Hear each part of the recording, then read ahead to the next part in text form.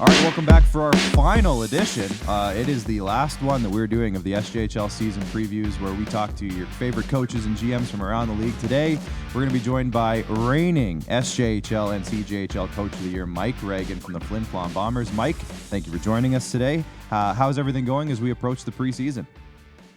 Yeah, we're happy to be back at her. It's been a good summer, but everybody's excited to have hockey season right around the corner here, and definitely a lot of excitement here in Flin Flon. Speaking of the summer, you mentioned it. How was summer? I know it's a great area up there. I know you get a little bit of downtime. Did you get any downtime this summer, and what did you get up to?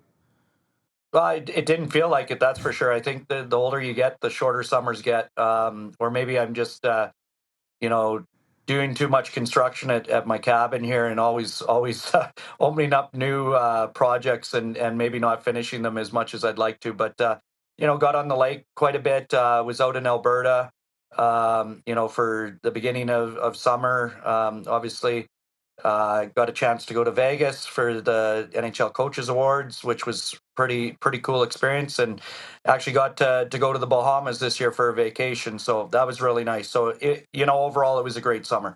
Let's talk about that Vegas trip for a little bit. I mean, there's so much going on there now with the hockey team and the Sphere and all the cool things. Can you talk about your trip a little bit and just kind of let fans kind of know what goes on those kinds of trips?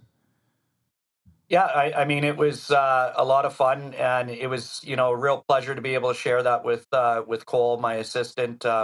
He's been such a big part of our success here over the last number of years, and for him and I to go down there, it was awesome. Got to meet a lot of different people. Actually, ran into one of my former assistant coaches, the second assistant coach that I've ever had, Trevor Sack, was down there as well, and ran into some people that I haven't seen in probably 10 years, and it's good to rekindle those relationships, talk hockey, and a huge honor obviously to receive the award, and overall just a fantastic experience. I think it was plus 40 there, so got to work on the tan a little bit early, or maybe the burn, although no, I had that in the Bahamas. I got burnt pretty bad in the Bahamas, so I was already past that stage. So Vegas was nothing. Yeah, I know what you mean. I got some time to go down to Phoenix myself this summer, but I decided to go in July, and it was plus 45 every single day. It was like, whew, it's a different heat down there than it is up here. Oh, for sure it is, for sure. Yeah. You had a good segue of assistant coaches, and we saw one of your former assistant coaches, Gary Childerhose, take over in Battleford's as head coach and GM of the North Stars. I know he was with you for about 5 years there up in Flin Flon. What can you tell us about Chili, and what can North Stars fans expect? Yeah, real happy for Chill. I think Chill, the last year he was here was Cole's first year, so we had the two of them together there, and Chill obviously put a lot of time and effort into Flin Flon. Was well liked in the community. Just he's such a positive guy, and brings a lot of energy to the rink, and that, and I'm really excited for him. This is a great opportunity. I know, being a local guy and coaching the team that you grew up idolizing and watching, is such an honor, and now Chill gets to do that in Battleford. He grew up there and watched the North Stars, and he's got a lot of pride in that community and in the team, and I think he's going to do a great job. It's a great transition. I think Klamosko gets to go to his hometown, and which opens up a door for Chill to coach his hometown. So a lot of hometown boys coaching their teams in the SJHL, which is great. And we wish Chill all the best there, except for when he's playing the Bombers. I know that there's going to be a lot of people that are excited to see him behind the bench when he comes up to Flin Flon and that sort of thing. But we're rooting for him, except for 4 nights of the year. Absolutely. I'm sure there'll be a nice video tribute on the screen up there in Flin Flon and everything when he comes. It'll be a great time. Let's have a look. That's putting a lot of pressure on us here. Well, we can help you out here at IKS Media here, Mike. Just saying. Let's have a look at last season here, Mike. Obviously, we talked about the Coach of the Year awards and all of that fun stuff. Immense amounts of success on the ice during the regular season. 44 wins. I mean, that's a new record among other things that you guys were able to accomplish on the ice. But obviously, I don't need to tell you, but obviously it didn't end the way you wanted it to. Overall, what are you taking away from the season that you can apply to this upcoming season with the Bombers? Well, I'm not going to lie. This was probably the toughest loss of them all. We were the favorite going into that. The other championship series, we were the underdog and that sort of thing. And we just dug ourselves too big of a hole early on. And full marks to Melfort. They jumped on us early. Rode that momentum from the Humboldt series, and it's tough when you fall. You lose both games at home and you're going on the road and down 2-0, so unfortunately, I mean, I don't want to bring it up. It's the way things went and that sort of thing, but we got an unfortunate call against us in game 3, an offside that counted in overtime, and now you're down 3-0 and your back's right up against the wall real quick, and I give our guys a lot of credit. We fought hard back and kind of put ourselves in a position that if we could have won game 6 in Melfort, I like our chances in the Whitney Forum for game 7. But again, a lot of credit to Melfort. They did what they had to do. And they represented the SJHL, tremendous in at the national level, and you know, um, obviously didn't win the national championship, but were right there and did a great job representing Saskatchewan. So there were a lot of positives last year for sure. We had a great year. It's real disappointing when you don't get the job done and you feel like you've got the team to do it. So that layoff really hurt us big time. The 10 days off, but there's no excuses. You still have to find a way to win, and we didn't do that. So we got an extremely motivated group. I think that the returning core is fired up, and we're going to give her one more run here again and see what happens. Yeah, and I mean, with any junior hockey team, obviously, of course, in junior A specifically, when you have your 8 20-year-olds, you're going to graduate a lot of production, and the Bombers are no different this year, graduating a good chunk of production this year. But there are some returners, like you mentioned. Let's stick with the forwards to start it off. A guy like Carter Anderson comes to mind, Anthony Piccinino, Cohen Senft, among others. Can you talk about some of your returning guys who you think could take a pretty big step this year that you're excited to get back on the ice? Well, I mean, obviously, everything starts with Carter Anderson. He had 60 points in 42 games for us. Was very dynamic, and we're expecting huge things out of him this year. I think that he plays so hard, and obviously he's a great player. But we need him to be one of our top players night in, night out. But he's got to have a supporting cast, and a young guy like Cohen Senft at 17 playing in our top 6. I think that's really going to pay dividends this year for him, and we're expecting him to have a great season. And then Anthony Piccinino. Peach was, probably one of those guys that didn't get as much credit as he deserved because he was playing behind the big boys of, Justin Lees, Carter Anderson, Jacob Bachler, Alexi Sylvestre, those guys and that. But Peach is going to have a big year for us. We're really excited about him. And, I think that Gruner grew as the playoffs went on. I think that, you got a guy in Olofsson that's, now in his 4th year and just, he's an unsung hero for us and great 200-foot player. We're expecting, Joey Lees, Reed Arbery. I'm sure I'm missing someone right now that are going to take another step forward, and we're excited about that. But we like our core up front. I think that obviously a guy like Alexi not coming back, he's playing Division 1 this year. I mean, would love to have him back, but we're excited about his opportunity to make that jump to Division 1 this year. Yeah, and obviously a great season by Alexi, and that's one I think every year that it's kind of a don't cry because it's over, smile because it happened kind of things with Alexi. I mean, he's eligible to come back, but you're more than happy to move him on to the next level just because of how talented he is, and that's just a testament to your program and also his development as a player. Can you give us any names? I know we can be vague here if you want, but can you give us any names of maybe some guys you might have added over the summer, specifically again with the forward group that you're excited to maybe see in camp or get to work with? We're excited about them all. I think that this year we were very fortunate. With our recruiting class, I think that because of what the guys were able to do in the regular season, it really helped us go out there and target some bigger fish, and we were able to land some guys that we're really excited about. I don't want to name names just because, we're at that part of the season where from the beginning of camp to the end of camp through exhibition and the first 10 games of the regular season, things are going to change so much. Guys got to make adjustments, and we think that we've got some young guys that are very talented, but now we got to see them perform in the regular season, and it's up to them. At the end of the day, we can't skate for them, we can't shoot the puck, we can give them direction and that sort of thing, and then they've got to perform. So we talk about opportunity, and our guys have to take advantage of that opportunity. Now, you do have a few more guys moving on from your blue line: Noah Houle, Adam McNutt, Anthony Bax. Those are three big-name players. But you do have some returners that I know you're very excited about. Can you talk about your returning group on the blue line?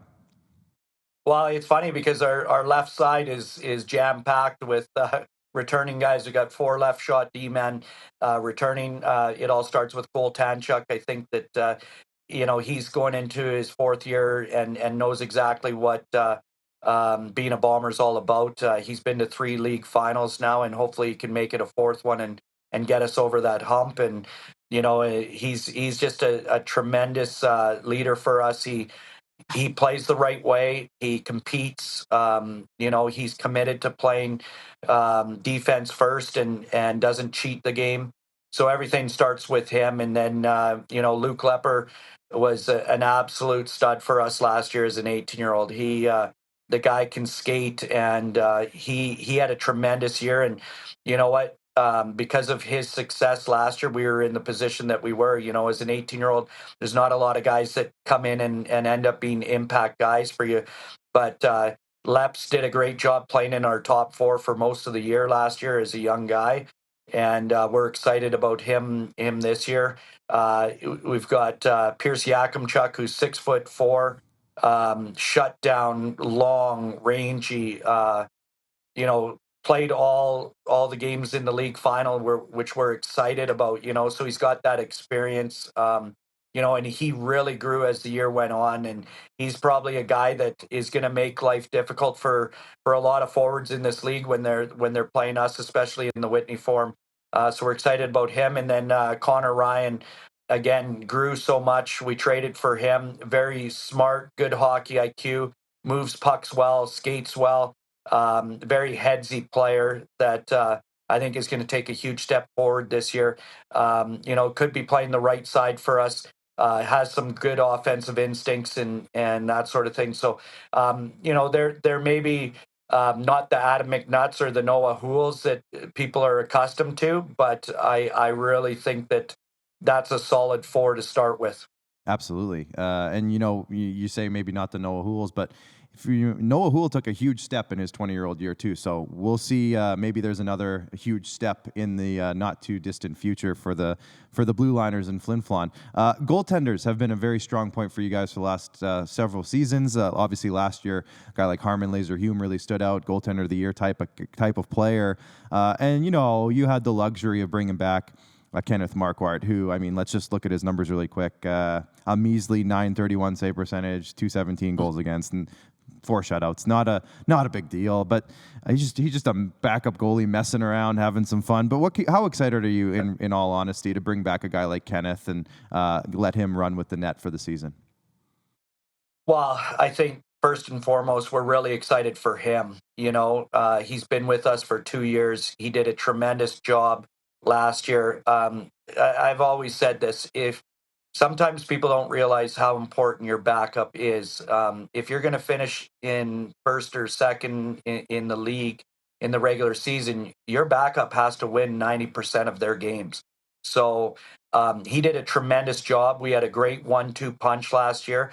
At times during the year, I thought that Kenny really pushed Laser for number 1 minutes, and I think that made Laser better. And so we're hoping that we can find a guy this year that's going to do that to Kenny. And like I said before, I'm just really excited about Kenny having the opportunity. He's a tremendous individual. He's played great for us in his 2 years, and he's deserved this opportunity. So I think the guys have a lot of confidence in him. not too many guys at 18 years old have a 931, save percentage and the goals against that he did last year. So kudos to him, and now it's up to him again. I go back to that word opportunity. This is his opportunity to solidify himself as a true number one goaltender, and he's going to be playing the top teams in the league on a nightly basis, and let's see what he can do. But we have all the confidence in the world in him. And apparently he is a landscape expert. Apparently he does all the lawn care for our boss here at IKS Media, Paul Drouin. So there's a connection there too. And he's doing a great job apparently. So shout out to Kenneth Marquardt. Off the ice, I mean, the Bombers have a long-standing successful history off the ice as well, with a great fan base, an awesome community. What can you tell us about the off-ice stuff in terms of ticket sales, maybe some fundraising? How's everything going on that side? Yeah, I think at the end of last year, obviously there was a lot of disappointment with our fan base. I think a lot of people were jacked up about the thought of us winning the SJHL and getting over that hump, and I don't blame them. I've said this before. I'm not just the coach of the Bombers. I grew up a huge fan. I played for the Bombers. I bleed maroon, and it was extremely disappointing for me and our staff and our organization. But I really felt for our fans. We got tremendous support here, and they deserve this. And it's we're not trying to lose. That's for sure. And it just seems like we've had some things go against us here the last number of trips to the finals, and we got to figure out a way to get over that hump. And we're hoping that this year's the year. And but they didn't hang me from the smokestack this summer. I'm still here. But there's definitely some people that have, I walking in the grocery store and that sort of thing. I feel the heat coming off them at times and that. But all joking aside, I mean, tremendous support here, and it's not going to change. And our fans are excited about the upcoming season, and season tickets are going great, and we're looking forward to home opener. Yeah, I, for one, Mike, I'm glad you're still here with us. That's for sure. Finally, Thank last one for you, and then I'll let you get back to the preseason work. I know that getting the championship is the obvious answer here, but aside from that, maybe what are some goals and targets that you're hoping to accomplish on the ice with the Bombers this year? You know what? I'll be honest with you. There's only one goal in Flin Flon, and that's a championship. We talk about it a lot. We talk about dreaming big, and I'm a big believer that you've got to set your standards and expectations real high, and that's the only way you're going to achieve those goals. And I think that we've got a lot of guys in this room that are extremely frustrated, especially guys like Cole Tanchuk and Kylan Olofsson, who have now, like I said, been to the league finals 3 times, and we didn't get that championship. So there's a lot of motivation here. I'm not going to lie. I know that things are, hockey's supposed to be fun, and we want to enjoy that and that sort of thing. But we feel a lot of pressure here, and we embrace that pressure. It's okay to have pressure. I want that as a coach, and I think that our players want that as well. And I think that when you have a lot of pressure on you, it really motivates you to work harder and dig in, and that's what we're trying to do here. So it starts. Our stick boys are motivated. Our trainers motivated. Our scouting staff's motivated, and the entire community is. So hopefully we can put ourselves in a good position here to try to take one more crack at it. I know that there's 11 other teams in the league that are going to make life difficult for all of us, and that sort of thing. By no means do we think that it's going to be easy to get back there, but we've put the work in, and we know what it takes to get there. We just got to get over that hump. So hopefully this can be our year. Absolutely. Pressure makes diamonds, Mike, and I'll let you get back to the diamond making because I know it's busy time of the year with everything going down. So good luck with the start of the season. I'm sure we'll be chatting with you before too long. Yeah, thanks very much, guys, and great to have an interview with you guys. You know that the season's right around the corner when you get this call from you boys. It's not that far away. Good luck with your home opener, Mike, and again, we'll chat again soon. Thank you.